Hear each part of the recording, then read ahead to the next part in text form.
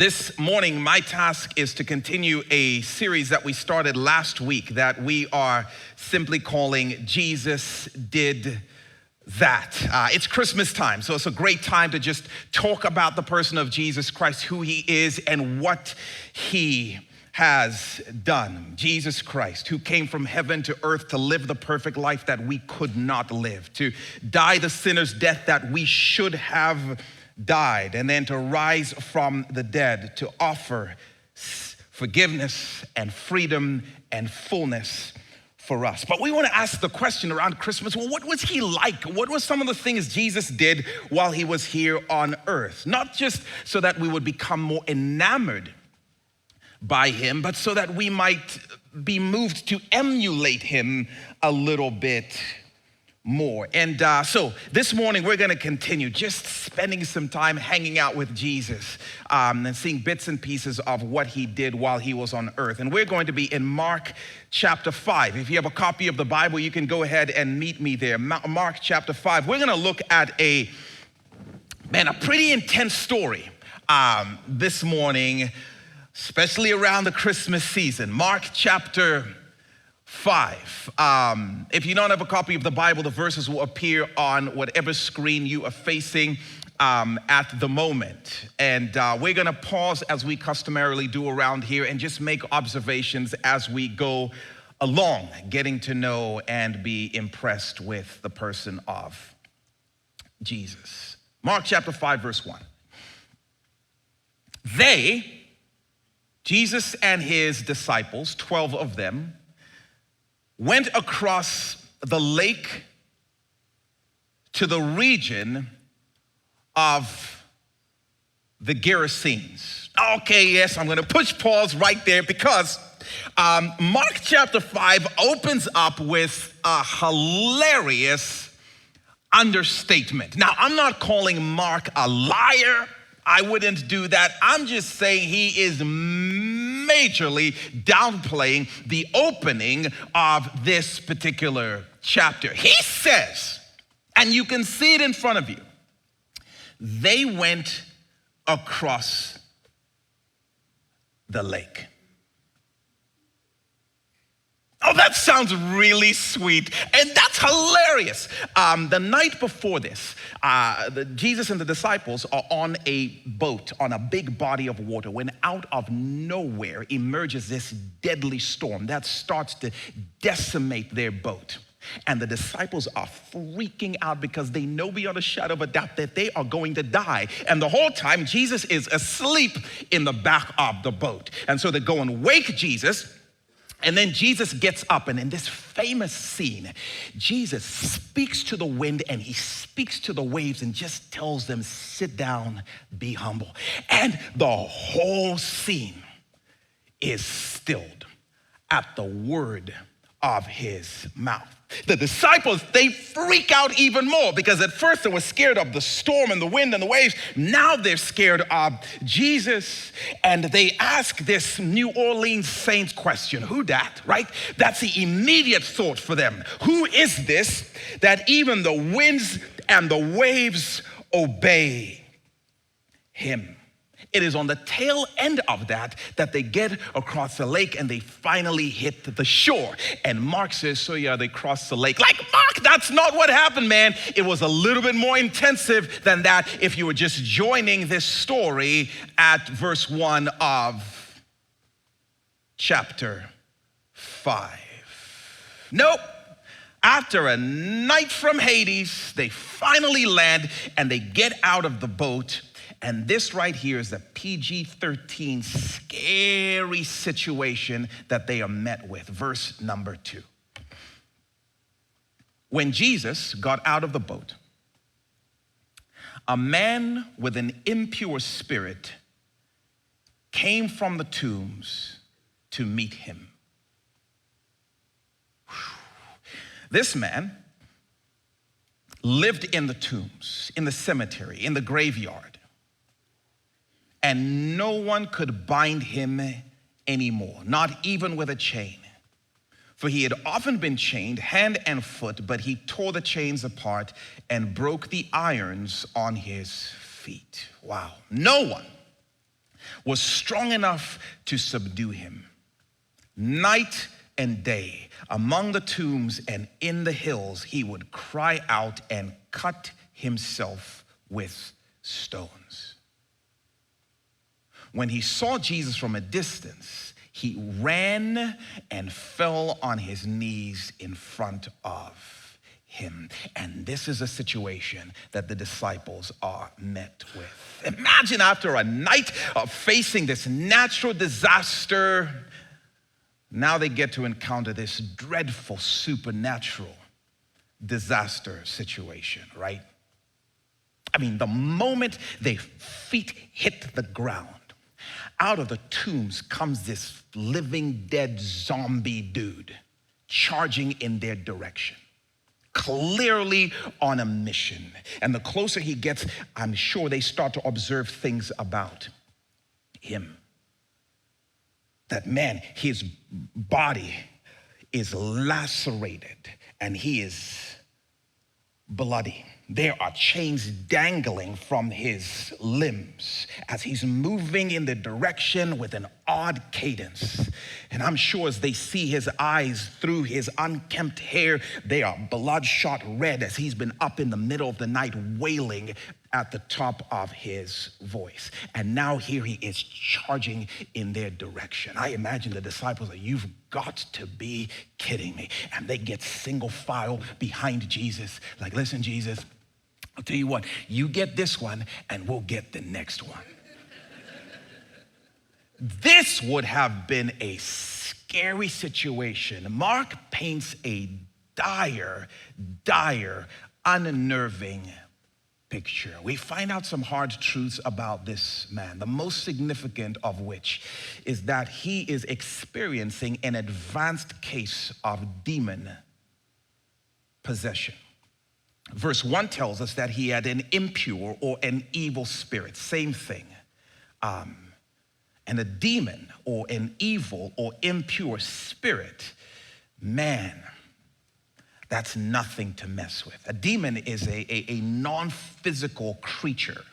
More specifically, it's one of thousands of angels that were led by Satan in a failed coup attempt against God at the beginning of creation.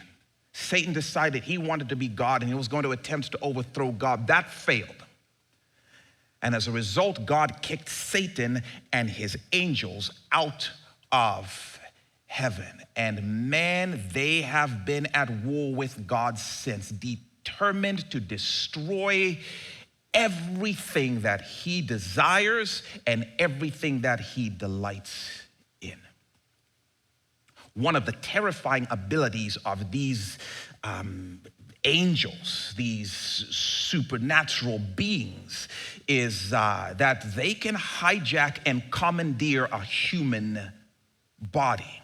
They can take control over a human body, becoming, completely in charge of attitudes and in charge of actions, in charge of the human being's abilities even. We'll often refer to this as demon possession. Not so much that a person possesses a demon as much as the fact that the demon now possesses the person.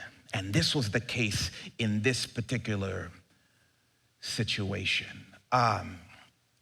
These are scary beings, invisible to the human eye, with supernatural power, not limited by the laws and limitations of the earth. No human being can stand a chance against one of these creatures. When the story opens up, we are introduced to a devastating situation. One of these demons apparently has taken control over this man, and the goal is always the same: to destroy the person and destroy as many people as this person is connected to in order to stick it to God. And here's a man under the clutches of this such power. He is helpless to the will of a demon that is devastating and decimating his life piece by piece. This guy is literally killing himself with stones, and he's living among the dead in a graveyard.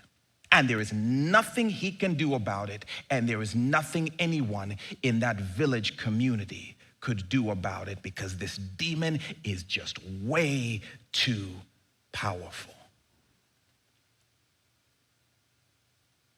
And I'm just asking you, this Christmas season, can you relate to this guy?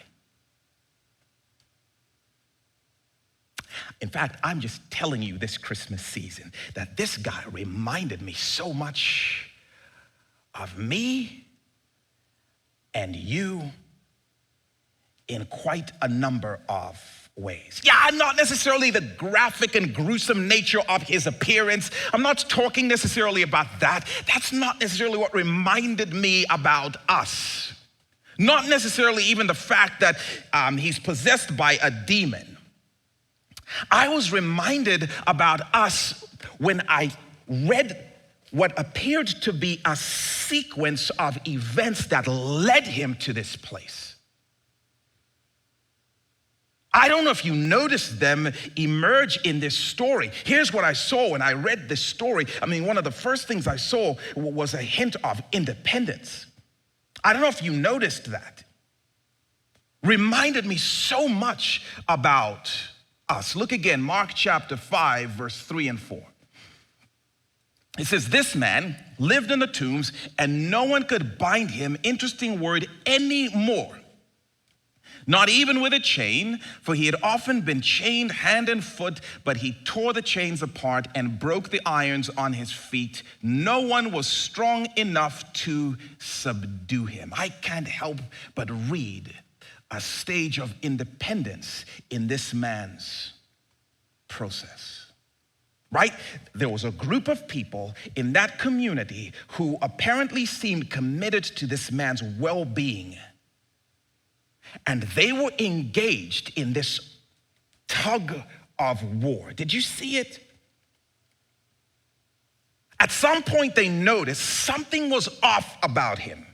And he was starting to drift into unsafe and unhealthy places. He's starting to do some unsafe and some unhealthy things. And so they were doing what they could to keep him safe and to keep him healthy, to keep him safe and to keep him with people that were for his health. And then on the other hand, you can see the demon is working to pull him away from the safe places and the safe people into a different reality altogether. And there's this tug of war. They're trying to keep him. They're trying to restrict him from moving in that direction, and the demon is fighting to yank him in that direction, and here it goes. And I just want to say to you, watch out for places of growing independence in your life. Watch out for those places where you are experiencing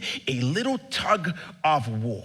I'm just saying to you, if there are places where you are desiring or deciding to pull away from the people or the places that you know are for your best, that is a yellow light. Watch out, because here's the deal. The devil and his demons don't start destroying you in the cemetery. They start distancing you from community. If there are places where you are feeling a tug of war, like the people who love you and care about you are saying, and you're saying, watch out. The demons love it when we start to feel and find reason to pull away from the voices that call us to stay in the light. That's why I think the devil loved the pandemic, boy, because it introduced all kinds of reasons, and all of a sudden we just disliked and we distrusted and we divided from each other. I'm just telling you, if there are increasing places that your spouse is not welcome to show up and speak into, you are playing into the devil's schemes.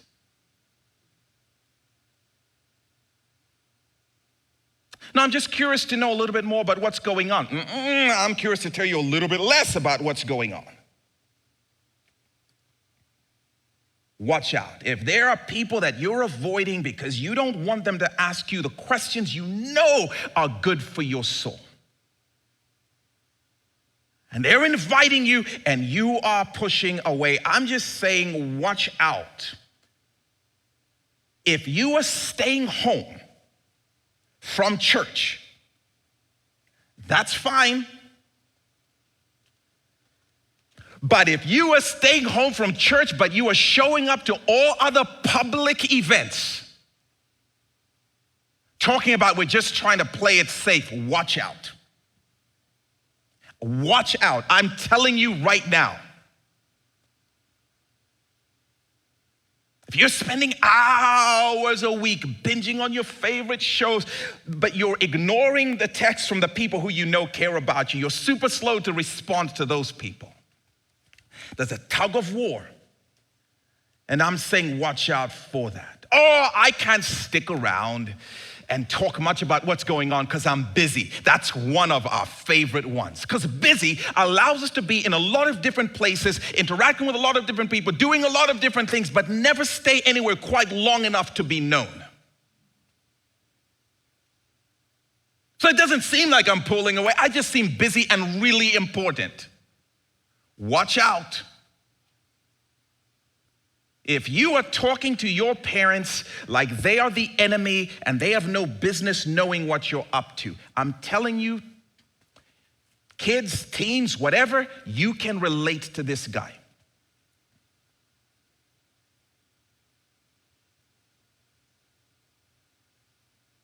His story didn't start in the graveyard, and neither will yours.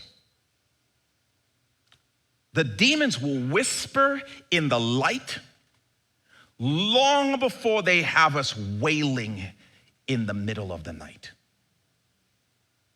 It starts with these tugs of war for independence.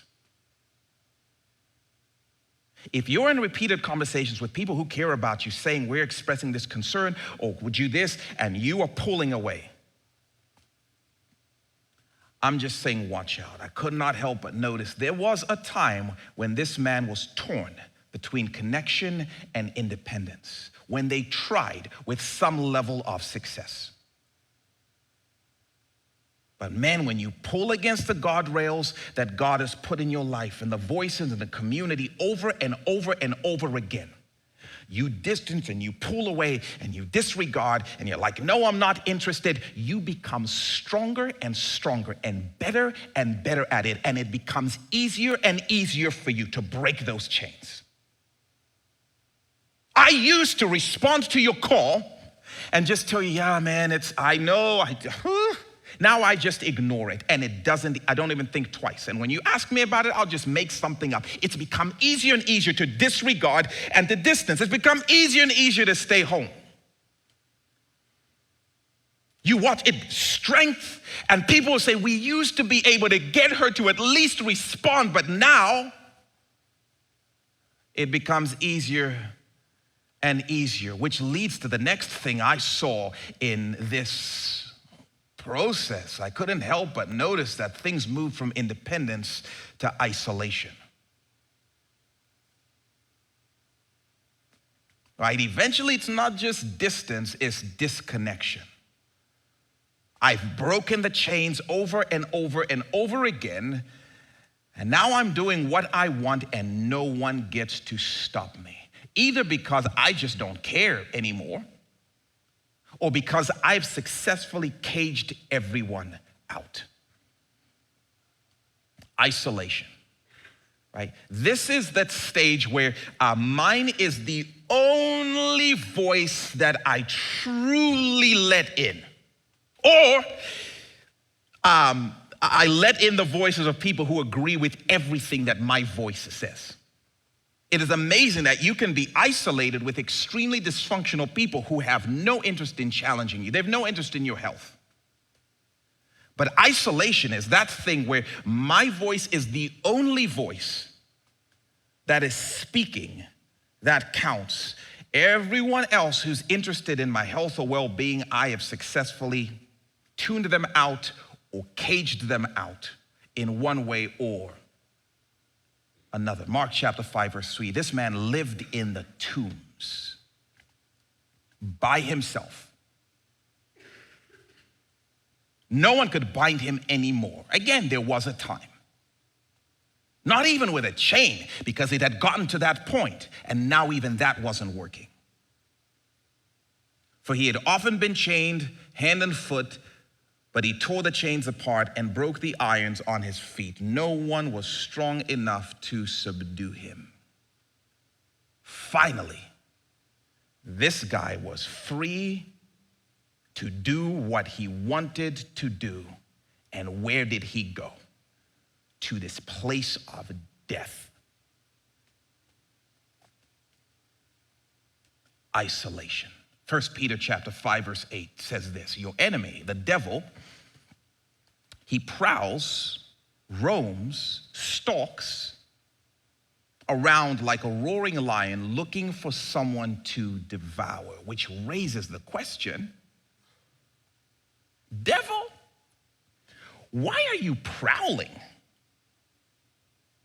Why are you sneaking around? Why are you looking for someone to devour? There are people everywhere. Just pick one. Well, because if I'm going to destroy a person, I first need that person to be isolated. I do my best work when that individual is separated from the herd. And by the way, if you've ever watched Animal Planet or any of these animal hunting situations, that's exactly how these predators work. They are looking for prey that has been separated and is by itself. Or will try and create enough chaos that causes people to go off by themselves. This is how the enemy works. The demons love when we pull for independence and eventually gets to the place of isolation. And I'm just telling you, if there are places in your life that you have locked out the people who care most about you, that is not a yellow, that's a red light.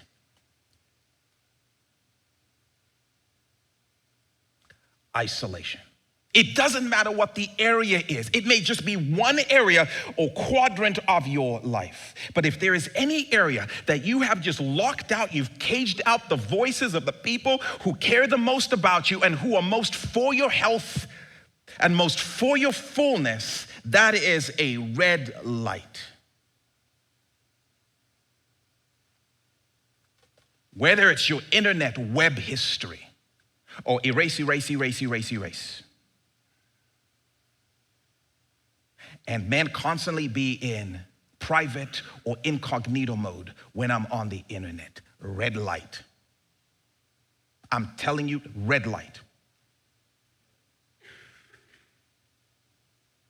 Maybe it's your favorite social media accounts. No one gets to know what those are. Or it's your texting conversations, or your Snapchat interactions. Very iffy. Which is why my phone is always tethered to me or turned face down. Because no one's allowed in here. I don't want anybody speaking into this space. Oh no, I have names on my phone, but the contacts are stored under aliases, so no one really knows who I'm talking to, even in the event that building walls.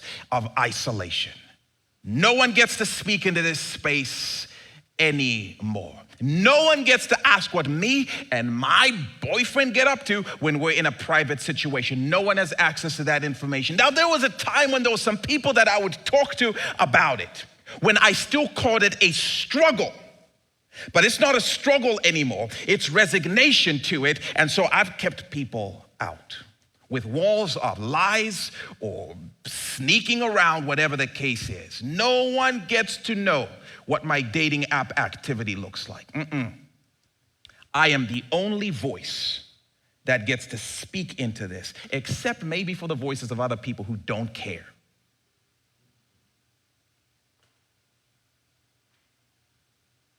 Well, no, I mean, I have this credit card that my spouse doesn't know about. It's just more practical, right? And so then I opened an email account that she doesn't know about because it's just practical so that everything gets billed directly to my private email account. It just saves us from fighting and a lot of questions. Don't you want us not to fight?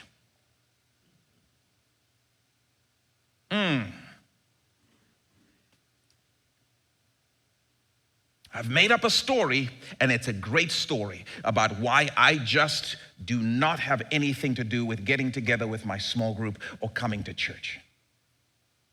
No one even asks me anymore. I'm free to do what I want any old time. I'm just telling you, if there are places in your life that you have locked out the people who care most about you, red light. You may not be possessed, but boy, you are asking for it. You have put yourself precisely in the place the devil and his demons long to have each and every one of us so they could do their most destructive work. And then I can't help but see things finally move from isolation to imprisonment. And for some of us, if we are honest, we're here. We relate to this. Imprisonment, man, this is where no one can stop me from doing what I wanted to do. Not even me. Imprisonment. This is when I've insisted on caging everyone out, only to find I have caged myself in. This is where I've built so many walls so I can be the only voice I listen to and do the things that I want to do, and now I am stuck and I can't get out. I've now become a prisoner to the desires that motivated me to get into this place in the beginning. Imprisonment. Mark chapter 5. Night and day among the tombs in the hills, he would cry out and cut himself with stones. He got to the place by himself. And as always, it wasn't what he thought it would be. He is destroying himself and cannot stop it. Man, I struggled with this. And even in the way we're talking about this, I struggled with it because it's like, no, this guy he's possessed by a demon. It's the demon doing it. But what I'm trying to tell you is the way the devil works never starts with I'm sorry, I'm just coming in and commandeering and taking over. No, the devil can possess only when we open doors for him. And more and more and more, open doors for him until eventually he's like, gotcha. And then the destructive work begins. And I'm just telling you, he doesn't care how he gets us to this place so long as he does. This guy is imprisoned. This guy is stuck, and he is doing destructive things, and he cannot stop. And I'm just wondering if you might be there.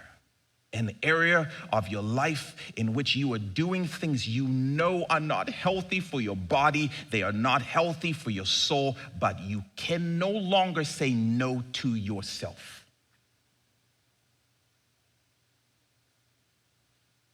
You're stuck. And when you're in that place, it's not a yellow light anymore. It's not a red light anymore. This is lights out, darkness. Because now you're in a situation you just cannot get out of. Where you are doing things you know this would destroy me. I know this thing is hurting me, but I cannot stop doing it. The urges come up, the cravings, and I go after it. I know that this thing could destroy and devastate my family and the people that I love, but I cannot stop. I am destroying my life, and I know it, but I cannot stop. And the funky thing about it is I read a story like this and I'm like, oh my gosh, this weird, creepy guy who's running towards the boat. Strange character. He's cutting himself, yelling in the middle of the night. What's wrong with him, dude? Why don't you stop? And yet, if many of us were honest, we would unveil an area in our life which if the rest of us looked at it, would be like, you know that's destroying you, right? I know. Why don't you stop? I can't. It may not be as reprehensible looking to the rest of us, but you know it's destroying you. And usually for me, it's something that's like, well, man, I don't struggle with cutting myself like that and looking ridiculous. So that one's really weird. But if we take away this and we just replace it with other things, we would have stories of ways in which we relate to this guy, in that we are stuck in an area and destroying ourselves, and we can't stop risking our family's livelihood with gambling. It started small, now it's a secret, and you cannot stop with the betting. Oh, you're in trouble and you know it, and you're convinced, well, the next bet will get me out of it. And the rest of us are looking at you like, you realize that's, and then you look at us and you're like, well, then you stop with a substance then. Well, no, see, that's different. So, but you're using substances you know are destroying your body. They're messing with your mind, lowering your availability to the people who love you. Why won't you? I can't stop. I've tried, nothing I can do. People used to be able to help me, but not anymore. It is me in the middle of the night wailing in desperation as I come down from whatever that thing is. Yeah, it used to be just a glass to relax, but now, can't remember the last time I didn't drink without getting wasted. And no one can say anything because I've caged them out. But I cannot stop, and I cannot put the vape pen down, and I cannot stop binge eating. And I go 3 days without a porn binge, and I'm not quite sure what to do, and I know what would happen if, but it's at work now, and I cannot stop. I can't stay out of these relationships, and I get out of a relationship, like I need some time, but nope, I just keep getting back into another one. I can't stop myself. Notice my phone, I literally cannot be away from it for very long at all. Like it literally owns me. And everything around me is becoming black. I can't even see and engage with other people because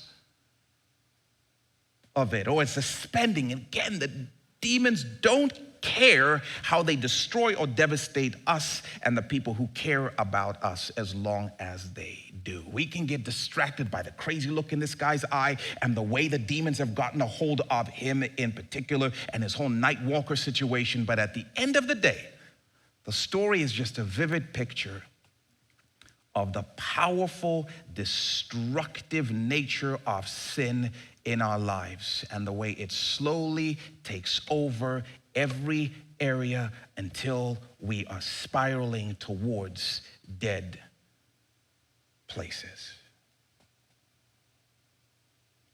And I'm just asking, where are you? Yellow light, red light, and maybe for some of us, if we're honest, like I'm in church, but there's an area in my life right now, and it's increasingly taking over, but it's lights out.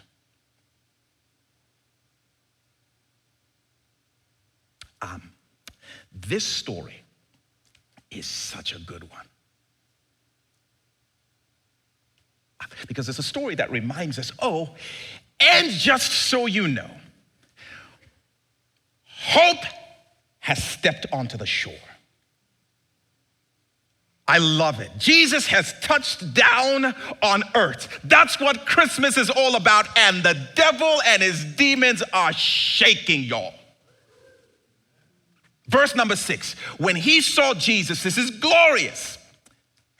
From a distance, he ran and fell on his knees in front of him. Jesus is nothing like you thought. I'm telling you, if you know nothing else about Jesus, this right here should get your attention. Jesus hasn't said anything, and this powerful creature is voluntarily presenting itself and falling on its knees because Jesus is in the... About 2 minutes ago, he was the most powerful being in the story. But Jesus is here now. About 30 seconds ago, that area of stuckness in your life might have been the most powerful thing in your story, but Jesus is here now. Jesus immediately gives an order, come out of this man. And he freaks out. Verse number 7, he shouted at the top of his voice, "What do you want with me, Jesus, Son of the Most High God?" And gets religious. In God's name, don't torture me. Begging Jesus now. You were just destroying a man. Now begging. For Jesus had said to him, "Come out of this man, you impure spirit." I love this, by the way, the poetry of the way Mark writes. The last thing we heard from the disciples again was that question. Who is this that even the winds and the waves obey him? They set foot on the shore and a demon comes running and says, "We'll tell you." That's Jesus, Son of the Most High God. Whatever power we have, his power is higher. I love the beauty of the way this question is answered. Powerful and terrifying being in the region is now terrified of Jesus, just as is every darkness in your life. Whole village couldn't subdue this man, and now he's begging Jesus not to torture him. Okay, Jesus, I hear you. I hear you say to come out, but please, what are you going to do? If we come out, what are you going to do? Are you going to hurt us? What are you going to do? Please tell us we're going to be okay. Oh, the wind and the waves and the devils obey him. This is Jesus. Don't know what you've heard about him, but whatever power might be bullying you around begs Jesus not to destroy it. Then Jesus asked him, verse number 9, "What is your name?" "My name is Legion," he replied, "for we are many." Wow. Turns out this was just the captain of a slew of demons that had commandeered this man. A large number, probably thousands. Because I'm just telling you, you give the devil a crack in the door, he's inviting as many of his friends as possible.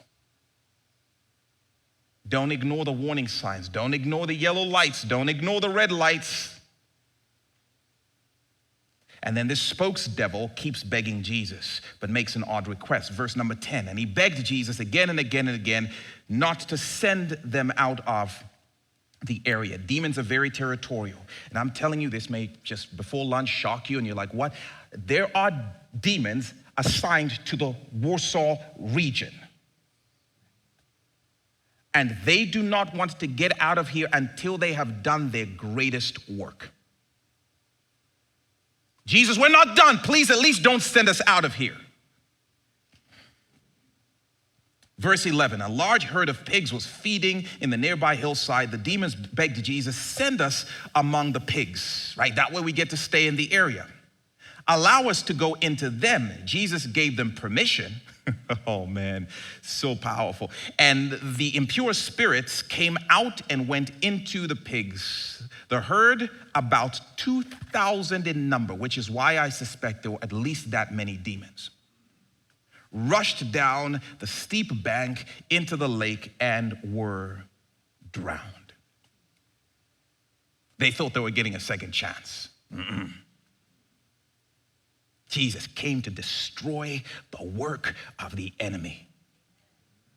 Verse number 14, those tending the pigs ran off and reported this in the town and countryside, and the people went out to see what had happened. Come on, verse 15. When they came to Jesus, they saw the man who had been possessed by the legion of demons sitting there and dressed and in his right mind. And they were afraid of Jesus. Now, you can imagine, if we had this many problems with that dude, what are we going to do with this dude? I love it. Jesus, Son of the Most High God. I imagine he gave a single word to those demons, go, dismissed. And in an instant, the walls came crashing down. The gates broke open. Light burst in, and this dude was free. What had taken years to devastate him and start the process of destroying him in a moment, one word from Jesus was undone. I don't know how stuck you feel this season. I just came to tell you Jesus is in the house, y'all. This isn't just something we come to church and we hope and we cross our fingers. No, the presence of Jesus is in this place, and he is powerful to unshackle and set free whoever is stuck, even though you got stuck by your own doing. By his grace, Jesus will unshackle you and set you free. The question is, are you willing to run awkwardly and weirdly towards him and fall on your knees and just beg? This is such a powerful scene. And by the way, I'm going to pray here in a moment, and then would love to be down here. The elders and prayer team will be down here. Would love to pray with you. Would love to pray for you. Would love to pray for freedom or protection or whatever it is that you are longing for Jesus to do. Now, you can pray by yourself. Would urge you to do that. But if you need somebody to just stand and agree with you and just rally around you and just beg Jesus to do what he does so beautifully, please come and let us pray with you. But look how this story wraps up. Verse number 18, as Jesus was getting into the boat, the man who had been demon-possessed begged to go with him. So it's all about him. It's so compelling. Verse number 19, Jesus said, nah, man. He said, go home to your own people and tell them how much the Lord has done for you and how he has had mercy on you. And boy, we could talk about that. Remember those people who tried to help you? Yeah, go back to them. Remember the community that you disassociated yourself from? Go back to them. Verse number 20, so the man went away and he began to tell the Decapolis, these 10 areas, how much Jesus had done for him, and all the people were amazed. I love the way this story ends. And one of the reasons was, when Jesus is done with this guy, he becomes like an evangelist in 10 cities. And I cannot help but believe the enemy might have had some hint about that and went after this dude, because if this dude is set free, he is going to become a problem for our kingdom agenda. We've got to chain him up. So I just want to ask, what area of your life you might be feeling stuck in? What area of your life you might feel like the enemy is coming after you? Because there may be on the other side of that, if we let her free, she might become a problem for us. If she gets past this drinking thing, she might become a problem for us. If you are feeling caught in a tug of war that is between the enemy's desire to destroy and Jesus is longing to set you free for purpose and power, he wants to use you. So I'm just saying, can we pray that the Lord would unshackle whatever areas so you would become the person that he's called you to be? And there are people in this world and in this county who I think is going to release you to go back and tell all about him, because at the end of the day, this is all about Jesus, Son of the Most High God. So Father, I pray that by your grace, you would give each of us the light to see and the courage to act and the humility to do what we need to. If there's an area of warning or an area of deep concern or an area of stuckness, I pray that we would confess, that we would share with people we trust, that we would have people join us in praying. If there's an area where we just feel like we can't move, we just ask that even now, Jesus, you would speak words of release and freedom over your people in this place. That there will be many in here who may be set free from areas, but I pray you'd give us the humility to acknowledge that we're stuck. And then give us the vigilance to do whatever we need to do, as courageous as we need to be. Lord, to say yes to what you're inviting us into. We commit ourselves to you. In Jesus' name, amen.